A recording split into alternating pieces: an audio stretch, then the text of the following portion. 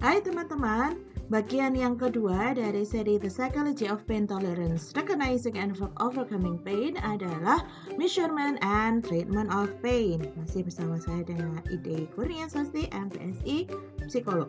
Kita mulai ya.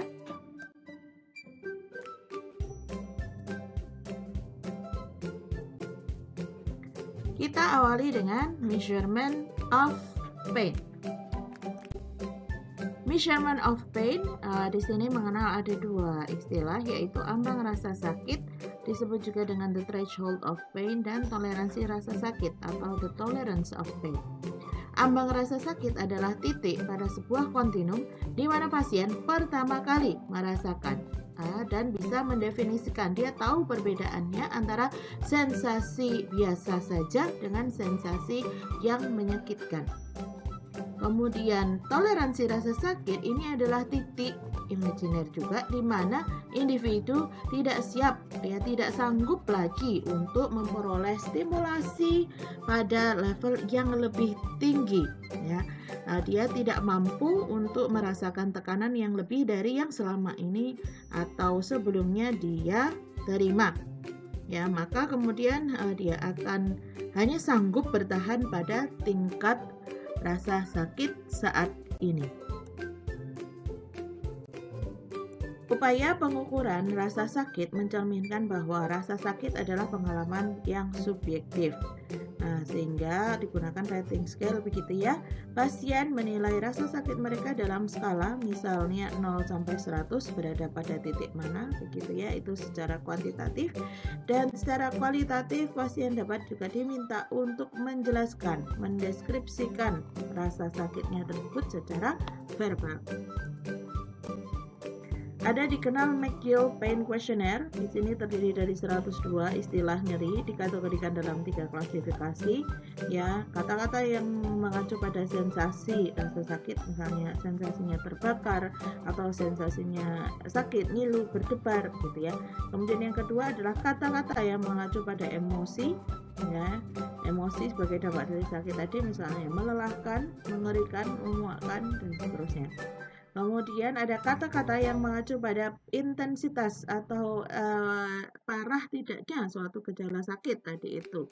Ya, misalnya dia menyebutkan ini sesuatu yang sangat menyiksa gitu ya, sangat kuat, membuatku sengsara, misalnya seperti itu. Ya, itu adalah contoh intensitas rasa sakit. Selanjutnya adalah treatment of pain. Treatment of pain di sini didasarkan pada pemahaman terhadap perbedaan antara rasa sakit karena sensasi, persepsi, atau reaksi respon tadi itu ya, membawa lebih banyak penjelasan tentang proses penghilangan rasa sakit atau pain relief.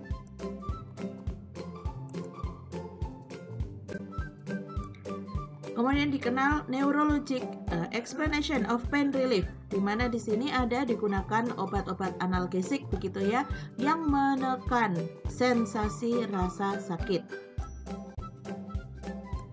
Kemudian ada juga psychologic treatment of the pain syndrome. Di sini adalah kita menstimulasi dan mengelola ekspektasi psikologis, yaitu dengan menggunakan obat-obatan placebo. Sebenarnya bukan obat ya, tetapi disebut sebagai placebo pills.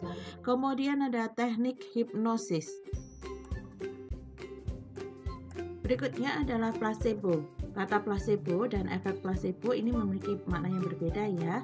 Placebo berarti perobatan inert atau intake yang kita minum atau dimasukkan ke tubuh kita tanpa sifat terapeutik. Nah, kemudian apa yang diinikan efek dari placebo itu? Efek placebo disebut dengan istilah efek placebo ini adalah respon yang dihasilkan dengan pemberian placebo. Poin penting terapi placebo adalah sifat dan kualitas hubungan antara dokter dan pasien. Reaksi placebo ini bukan hanya terbatas pada pasien neurotik, tapi juga berpotensi hadir dalam semua hubungan penyembuhan atau healing relationship. Faktor utama yang meningkatkan pengaruh placebo adalah bila tingkat stres pasien ini sangat tinggi, Kemudian bila pasien mengharapkan atau mengantisipasi adanya kelegaan ya, relief ya, kondisi sembuh atau kondisi bebas dari rasa sakit. Kemudian bila pasien telah memiliki riwayat perawatan medis atau perawatan gigi yang sukses sebelumnya, nah ini placebo akan lebih mudah meningkatkan pengaruhnya ya. Jika ada hubungan yang baik antara pasien dan dokter, dan jika dokter dan atau konteks kelembagaan di mana dokter ini bekerja memiliki ketenaran dan status yang tinggi. Penelitian tentang efek terapeutik dari placebo menunjukkan bahwa placebo bekerja dalam mengurangi berbagai macam keluhan, mulai dari penyakit radiasi, multiple sclerosis, nyeri pasca operasi, diabetes, bisul, Parkinson, hingga mabuk laut, sakit kepala, dan flu biasa. Wah, kok bisa ya kesannya placebo ini begitu ampuh? Nah, sebenarnya seperti ini teman-teman. Sebuah placebo dapat mempengaruhi aktivasi daerah otak yang terlibat dalam pemrosesan afektif dan kontrol kognitif emosi. Nah, telah ditunjukkan bahwa placebo dapat memodulasi aktivitas korteks visual primer, mengurangi interaksinya dengan amigdala dan korteks insular. Ya. Amigdala terlibat dalam efek placebo dan regulasi emosi, teman-teman, sehingga jaringan korteks yang terlibat dalam analgesia placebo sebagian besar dilapiskan pada jaringan yang terlibat dalam regulasi proses emosional. Nah, motivasi dan reward menggunakan jalur dopaminergic. Hubungannya dengan harapan atau expectation didasarkan pada studi intrakranial di mana dopamin dilepaskan di nucleus accumbens, ya. Dopamin adalah neurotransmitter utama dalam mekanisme penghargaan atau reward mechanism. Placebo ini menjanjikan reward yang diharapkan untuk menghasilkan kesembuhan penyakit.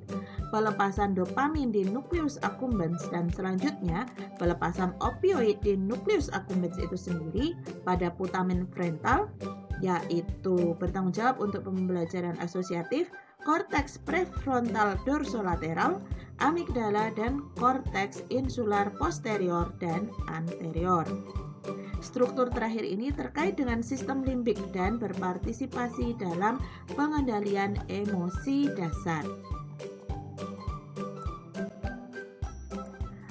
Nah, meskipun placebo pada umumnya sudah tampak digunakan berkala dalam praktek medis, penggunaan placebo sendiri untuk rasa sakit yang sifatnya kronis mungkin tidak dapat dibenarkan, kecuali perawatan lain yang tidak disarankan atau memang sudah tidak ada cara merawat yang lainnya.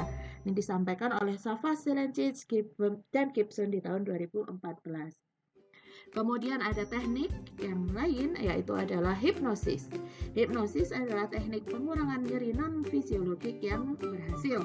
Dalam kedokteran gigi, hipnosis telah digunakan dalam pengobatan pulpektomi, pulpotomi, periodontal curettage, bruxism, hemofilia, ya kondisi tersedak, pengobatan masalah sendi temporomandibular, fobia, dan juga nyeri. Hipnosis bermanfaat sebagai intervensi tambahan untuk mengurangi kecemasan pada pasien yang menjalani misalnya ada kasus pengangkatan gigi begitu ya, atau tindakan-tindakan lainnya terutama yang berkaitan dengan sifat tidak invasif. Hipnosis nampaknya efektif dengan subjek yang telah siap menanggapi sugesti yang diberikan. Secara psikologis, efektivitas hipnosis tergantung pada kualitas hubungan antara terapis atau dokter gigi dengan pasiennya.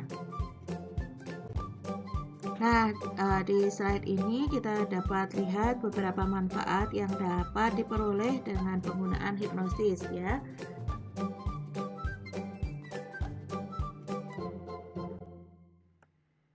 Baik teman-teman, terima kasih telah menyimak. Kita akan berjumpa lagi di bagian yang ketiga. Sampai jumpa.